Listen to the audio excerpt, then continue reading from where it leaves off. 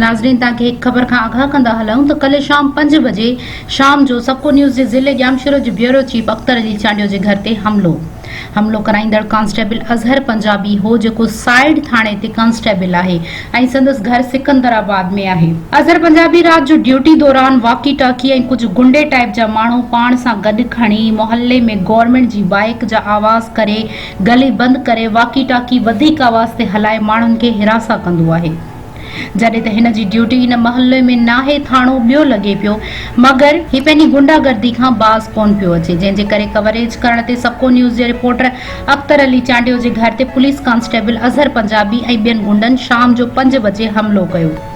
जंहिंमें सबको न्यूज़ जे bureau chief Akhtar Ali Chandio ऐं उन जो भाइटियो अज़ीज़ चांडियो ज़ख़्मी थी पिया, जंहिंजी NC पुलिस पोस्ट टेलीग्राफ ते दर्ज कराई वई आहे मगर मेडिकल जे लाइ लेटर अञा न ॾिनो वियो, जंहिं करे तालका अस्पताल या ॿी अस्पताल में न वञी सघिया। सबको न्यूज़ जी पूरी टीम इन ॻाल्हि जी मज़म्मत करे थी ऐं आला इख्तियारनि खे इन ॻाल्हि जो नोटिस वठण जे लाइ चवे थी।